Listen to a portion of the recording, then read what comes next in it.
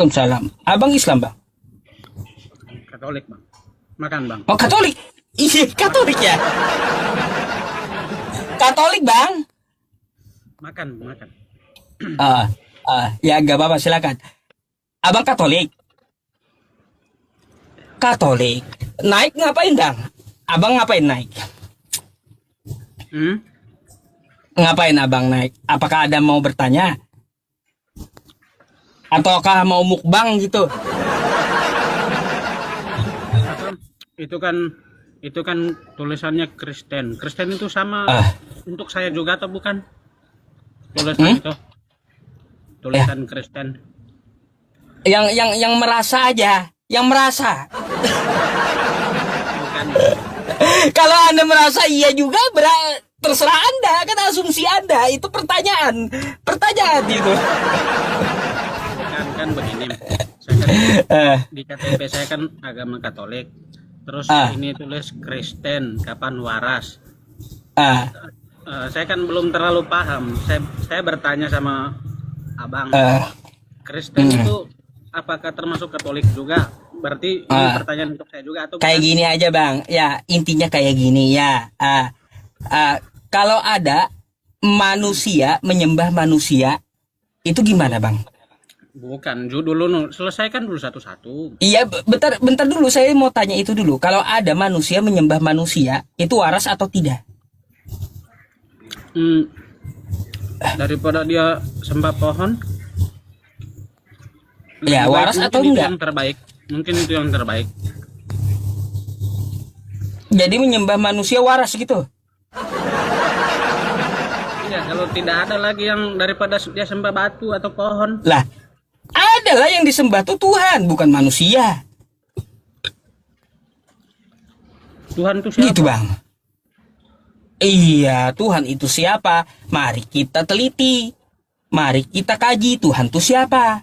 Tuhan itu kayak gimana? Apakah Tuhan itu manusia? Atau Tuhan itu bukan manusia? Kan gitu. Baik, Bang. Yang namanya Tuhan pasti dikabarkan oleh para nabi, betul? Betul. Nah, baik, kita sepakat, kita pakai Al-Quran dan Bible. Bagaimana ajaran para nabi tentang masalah Tuhan? Kata ajaran para nabi. Nih, saya bukakan dulu ya sama Anda, biar kagak dianggap ngibul gitu. Bentar ya.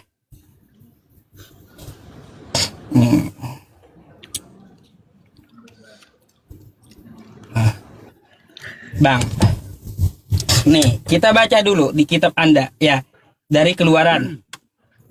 Gas. Keluaran 53. Ya, Keluaran 33 nomor 20.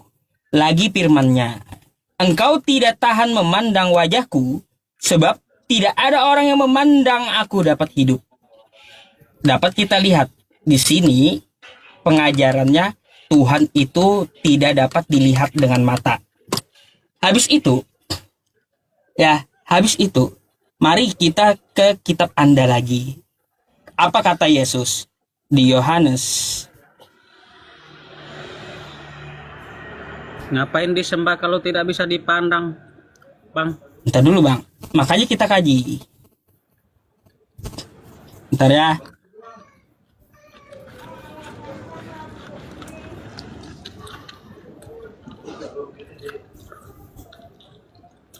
Bentar. Yohanes 5. Masa orang-orang di bawah lihat orang lagi makan, Nih, bersyukur. Bang. Perhatikan, gak apa-apa, biar aja abang yang sambil makan, teman-temannya. Bapa yang mengutus aku, dialah yang bersaksi tentang aku, kata Yesus. Kamu tidak pernah mendengar suaranya, rupanya pun tidak pernah kamu lihat. Jadi kata Yesus, Tuhan itu tidak dapat dilihat dengan mata. Nah, tuh kata Yesus. Mari kita ke Al-Quran saya lagi nih. Tapi Yesus melihatnya. Ya, Bang. Bentar dulu, Bang. Kita kaji dulu. Nanti kalau mau bahas Yesusnya. Nah, nih kata Al-Quran, la tuderikuhul absor wa huwa yuderikul absor. Dia tidak dapat dilihat atau dicapai oleh penglihatan mata. Sedang dia dapat melihat segala penglihatan. Artinya, Tuhan yang diajarkan oleh para nabi, kita kunci dulu, tidak dapat dilihat dengan mata. Jadi kalau ada yang namanya Tuhannya nongol, pasti bukan Tuhan udah. Itu dulu benang merahnya. Kalau Tuhannya nongol, kelihatan dengan mata, pasti bukan Tuhan udah. Tidak sepakat. Belum setuju Bang. Nah, karena apa? Karena gini Bang, di perjanjian lama, nih. Coba. Ya, sampai di sini saya belum setuju. Nih, coba Anda lihat. Nih, kata kitab Anda, ya, Bilangan 23 nomor 19. Allah bukanlah manusia, sehingga ia berdusta. Bukan anak manusia, sehingga ia menyesal. Masakan ia berfirman dan tidak melakukannya, atau berbicara dan tidak menepatinya. Jadi kata kitab Anda, Tuhan itu tidak akan jadi manusia. Ini di mana? Kitab Anda, Bilangan 23 nomor 19. Allah bukanlah manusia, sehingga dia berdusta. Mau saya bukakan di sininya Bang. Abang kan Katolik ya, pakai Deuterokanonika kan? Ini kita Katolik nih. Coba lihat. Nih, saya bukain ya. Mana perjanjian lama? Ntar saya bukakan dulu ya. Saya letakin HP dulu. Saya carikan sebentar. Siap. Teman-teman jangan marah, saya lagi makan, saya lapar. Daripada saya mati. Gak apa-apa dia teman-teman dia makan. Nah, orang-orang banyak yang marah Bang. Orang makan. Bilangan. Nih. Oke ya. Bilangan. Nih Bang. Nih. Bilangan 23 nomor 19. Nih. Allah bukanlah manusia, sehingga ia berdusta. Dan bukan anak manusia, sehingga ia menyesal. Jadi Tuhan itu bukan manusia dulu ya. Nah, makanya saya bilang, kalau ada manusia menyembah manusia nggak waras. Nggak waras Bang, gitu. Nggak waras dia kalau ada yang menyembah manusia, nggak waras. Karena Tuhan itu bukanlah manusia. Pertama, ya Bang Toh. Yang pertama, Allah bukan manusia. Sepakat. Tapi kalau Allah tidak bisa dilihat, saya tidak setuju. Karena ada kenapa? manusia yang bisa lihat Allah. Itu siapa? Musa lihat. Kapan Nabi Musa lihat? Nabi Musa nggak bisa lihat. Nggak ada yang melihat Allah, nggak ada. Nabi Musa nggak lihat juga. Itu hanya teofaninya aja dalam Kristen. Berarti itu mengada-ngada. Nggak, itu bukan bentuk Tuhannya, bukan bentuk Tuhan. Jadi Nabi Musa itu dia melihat teofaninya, bukan melihat wujud asli. Enggak, Tuhan itu nggak bisa dilihat. Nggak bisa dilihat. Tuhan itu kan dia berbentuk apa saja Bang. Nggak ada Tuhan itu berbentuk apa saja. Kalau berbentuk itu namanya ciptaan, udah makhluk. Tidak ada yang tidak mungkin bagi dia Bang, iya kan? Sepakat kan? Tidak ada yang tidak. Nggak sepakat saya. Ada yang tidak mungkin bagi dia, ada yang tidak pantas bagi dia. Kalau tidak pantas, sepakat. Tapi tidak ada yang tidak mungkin. Oh iya, Kak, gini Bang, gini aja. Tuh Anda sambil makan ya, Anda makan nasi, betul? Pantas nggak Anda makan nasi tuh? Pantas kan Anda seorang manusia makan nasi? Ya pantas-pantas aja. Kalau Anda makan kotoran pantas nggak? Kalau tidak ada lagi yang mau dimakan, pantas saja bagi dia yang makannya. Enggak, sekarang Anda yang saya tanya. Kalau Anda makan kotoran pantas enggak? Padahal Anda bisa mengambil dengan tangan Anda tuh kotoran. Bisa Anda suapkan kotoran itu ke mulut. Kalau tidak ada lagi yang bisa saya makan, nah, pantas saja pada saat itu. Pantas manusia makan kotoran, Bang. Pantas manusia makan kotoran. Aduh Bang, kalau gitu kau ke psikolog dulu dah ya. Kalau kayak gitu. Ada masalah dengan otakmu kalau gitu. Abang ini, abang di tengah laut, ya toh, sendiri. Di tengah laut di perahu. Tidak ada lagi yang abang makan. Abang baju abang udah makan, yang semuanya abang udah makan. Ya toh. Terus terakhir tidak ada lagi yang mau dimakan. Nah, terpaksa kotoran sendiri lah dimakan. Pantas itu manusia makan kotoran?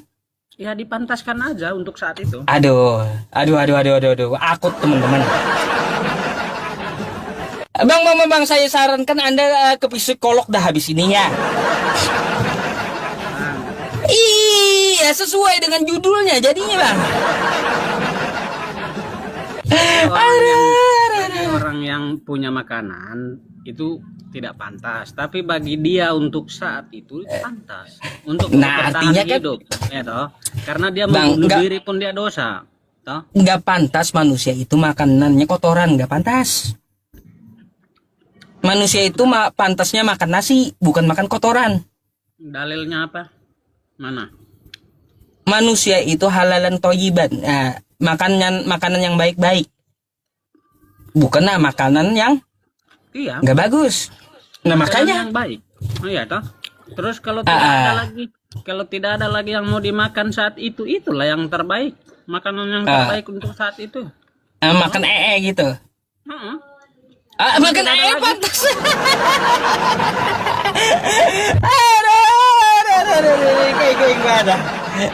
Bang, meskipun dia makan itu ya, makan itu dia makan, tetap aja tidak pantas Bang sebutannya, tapi karena terpaksa dia makan, gak pantas. Kau ini macam mana sih berpikirnya? Makanya kusarankan kau ke psikolog habis ini dah, ya. Rasanya kayak gitu. Standarnya pantas itu apa Bang? Biar sepakat dulu kita. Standarnya adalah hal yang wajar yang kita cerna dengan akal sehat kita. Standarnya kayak gitu. Itu pun dia sudah pakai akal sehat, karena setelah dia pikir-pikir pakai akal sehat, ya toh. Tidak ada lagi yang dia bisa makan.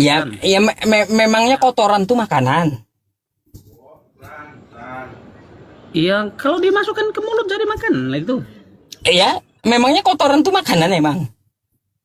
Makanan kalau dimasukkan. Waduh, kotoran makanan. Begini.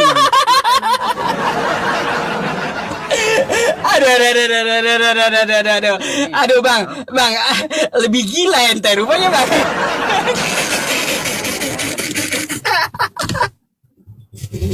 Aduh. Ya Allah, ada itu ya. kan apa yang dia makan, ya kan? Kalau saya tidak dari sejak saya lahir saya tidak pernah makan nasi, ya toh, saya tidak menganggap nasi itu makanan, ya kan? Aduh, nggak mau lagi saya bahas itu dah, terserah kau lah. Iya teman-teman, gak mau lagi saya bahas itu sama dia, terserah kau lah. Kalau kau bilang kotoran pun makanan, kacau, berobatlah kau Bang ya. Iya. Ada lagi nggak yang lain nih? Saya udahi aja dah diskusi samamu. Tidak kan belum. Ada yang lain nggak? Pertanyaannya ada yang lain nggak? Kalau enggak saya naikin yang antri nih. Tunggu. Saya cuci tangan dulu. Mungkin saya ada pertanyaan terakhir. Ya, pertanyaan terakhir nggak apa-apa. Udah nggak mau saya diskusi sama beliau, udah sakit kepala saya. Ya kan. Ini kan love orange teman-teman. Saya sudah love orange Bang ya. Nah ini kan judulnya kan. Ini berangkat dari judul ini ya Bang ya. Apa tuh? maksudnya kita bahas ini? Kan kita belum mulai bahas ini sebenarnya. Kok abang mau main turun-turunkan aja? Udah, saya udah tahu kamu kayak gimana. Cepet kau tanya apa emang? Lama-lama saya ikut kau bang, makin gila juga saya nanti. Iya. Di kejadian ya bang, tau? Di kejadian ada kata-kata marilah kita jadikan. Ya, toh? Maka mereka membuat Adam dari tanah ya kan? Oh terus? Kata-kata marilah kita itu apa maksudnya? Coba abang jelaskan. Itu kejadian 1, 2, 6 sampai 27 ya? Ya. Marilah kita. Padahal belum ada manusia lain selain orang lain selain dia sendiri di situ. Ya toh? Bentar.